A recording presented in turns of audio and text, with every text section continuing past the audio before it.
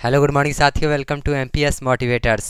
शिक्षा का ऐसा प्लेटफॉर्म है जिस पे आप अपने घर पे रहकर अच्छी शिक्षा को प्राप्त कर सकते हैं।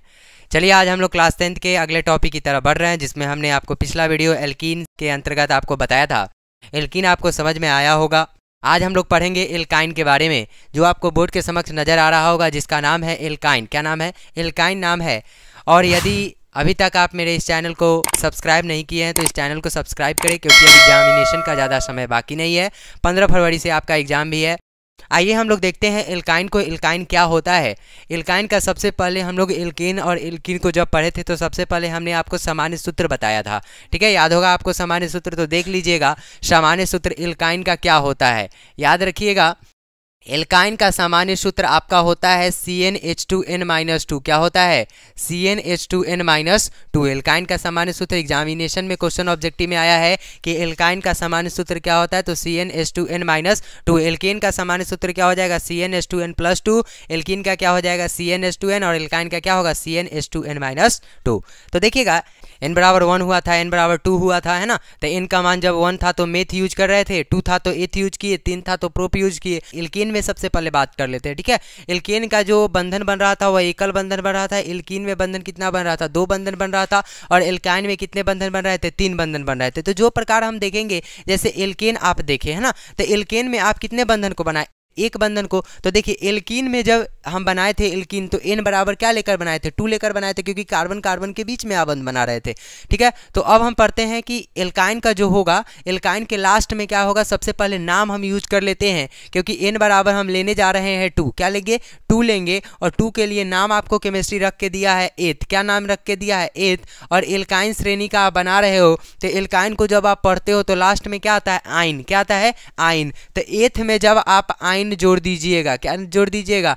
एथाइन बन गया। आपको यह समझ में आ रहा हो तो इस वीडियो को लाइक करें, शेयर करें और सब्सक्राइब करें। ठीक है, n बराबर जब ले लेते हैं 3, क्या लेंगे? n बराबर ले लिए 3। तो 3 लिए तो आप पहले तो मेथ लेना नहीं है, क्योंकि n का मान 1 है। 2 इसलिए नहीं लेंगे क्योंकि एथ है। और 3 इसलिए ले लेंगे कि प्रोप है। क्या? तो चलिए n बराबर 3 के लिए हम क्या यूज करें? प्रोप। और प्रोप में क्या जोड़ दीजिए? आइन जोड़ दीजिए। क्या जोड़ेंगे? आइन। तो नाम हो जाएगा प्रोपाइन। क्या हो जाएगा? प्रोपाइन। तो प्रोपाइन के लिए सूत्र है आपका C3H2 C3 2 3 जा 6, 6 में से 2 गया 4, C3H4। कोई दिक्कत? C3H4। अब ये बन रहा है आपका प्रोपाइन का बन रहा है। किसका बन रहा है? प्रोपाइन का। उसमें मेथ एथाइन हम पहले बनाए, उसके बाद अब प्रोप बना रहे हैं। ठीक है, प्रोपाइन का। तो कार्बन कितने हैं? 3। तो 1 कार्बन, 2 कार्बन और 3 कार्बन। ठीक है, 3 कार्बन हो गया। और ये आपको याद होगा कि एक कार्बन के बीच में 3 आबंध देना है। तो देखिए ना, यहाँ पर अगर हम 3 दे दे, 1 2 और 3 दे दे, क्या 3 दे दिए।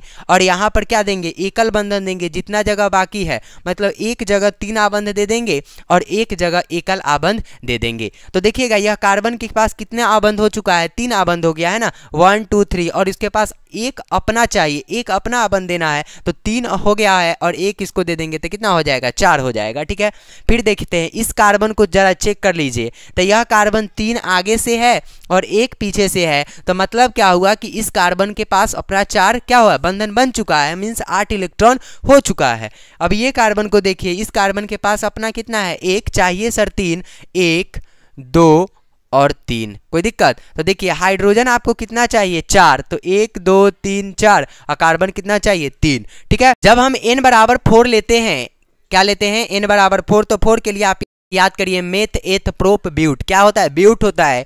तो चलिए ब्यूट में जोड़ देते हैं। ब्यूट प्लस में क्या जोड़ेंगे सर? आइन। क्या जोड़ देंगे? आइन। तो नाम हो जाएगा ब्यूटाइन। क्या नाम हो गया? ब्यूटाइन। याद रखिएगा, ब्यूटाइन हो जाता है। सूत्र आपका होता है CnH2n-2 C4H2 है ना। C4 2 4 जा 8, 8 में से 2 को घटा दीजिए, क्या हो जाएगा? C4H6 हो जाएगा। कार्बन अपने पास कितना है सर? 4। तो देख लीजिए 1 2 3 और 4 कार्बन हो गया। और ये 4 कार्बन में एक जगह त्रिआबंध रखिएगा। 1 2 3 आबंध, यहाँ पर एकल आबंध, यहाँ 3 है, यहाँ 2 जगह एकल है। ठीक है, अब सीखिए, इस कार्बन के पास कितना अबंध है 3, चाहिए कितना 4, तो इसको कितना दे दीजिए 1, तो 1 दे दिए तो 4 हो गया। इस कार्बन को देखिए 3 है आगे से, 1 है पीछे से, तो इस कार्बन को भी 4 हो गया। ये कार्बन को देखिए कितना है 2, क्योंकि आगे 1 है और आगे 4 चाहिए, तो 2 हो गया है। 1 दे देते हैं 3 और 1 दे देते हैं 4। ये कार्बन के पास अपना 1 चाहिए सर 3, 1 2 और 3, देख लीजिएगा बन गया है C4। C4 मतलब 1 2 3 4, कार्बन 4 हो गया, हाइड्रोजन 6 चाहिए, तो देखिए 1 2 3 4 5 और 6। 5 में देखिएगा यहाँ पे 5 हम लिख लेते हैं, 5 ले लिए। 5 के लिए आप देखिए ब्यूट में हम आयन जोड़े थे, तो अब 5 के लिए क्या जोड़ देंगे, इसको मिटा लेंगे और लिखेंगे पेंट प्लस आयन। क्या लिखेंगे, पेंट प्लस आयन, तो अब ये क्या हो जाएगा पेंटाइन। क्या हो जाएगा पेंटाइन, क्योंकि n बराबर क्या ले लिए हैं आप 5 ले लिए हैं, तो पेंटाइन हो गया। अब देखिए CnH2n -2, तो C5H2 × 5 -2, C5 2 5 या 10, 10 में से 2 गया, बोलिए 8, C5H8 हो गया।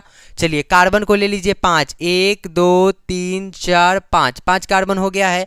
चलिए मिला लेते हैं जरा, एक जगह त्रिआबंध दे दीजिए, क्योंकि एल्काइन का हम बना रहे हैं, ठीक है, और यहाँ पर एकल बंधन, ठीक है। बोलिए इस कार्बन के पास कितना 3, सर चाहिए कितना 1 4, कोई दिक्कत। इस कार्बन का सर 3 है 1 है 4 हो गया है। सर इस कार्बन को देखिए, कार्बन कितना 2, 1 1 2 चाहिए 2 3 और 1 4। ये कार्बन को देखिए 2 1 1 2, 1 चाहिए 3 और 1 चाहिए 4। इस कार्बन के पास अपना 1 2 3 4, कोई दिक्कत। देख लेते हैं 5, 1 2 3 4 5, 5 कार्बन हो गया। हाइड्रोजन चाहिए 1 2 3 4 5 6 7 और 8। ये बन गया आपका पेंटाइन का। पेंटाइन बनने के बाद आप हेक्साइन का बना सकते हैं, हेप्टाइन का बना सकते हैं, ऑक्टाइन का बना सकते हैं, नोनाइन का भी बना सकते हैं और डेकाइन का भी बना सकते हैं। तो चलिए हम लोग देखते हैं नेक्स्ट वीडियो में अगला जो टॉपिक होगा हमारा सब्जेक्टिव क्वेश्चन का, important subjective question chapter number 3 से हम लेकर आएंगे। 2 से 3 सब्जेक्टिव क्वेश्चन होगा, 5 से 10 मिनट अपना निकालिएगा और उस सब्जेक्टिव क्वेश्चन को कंप्लीट करिएगा।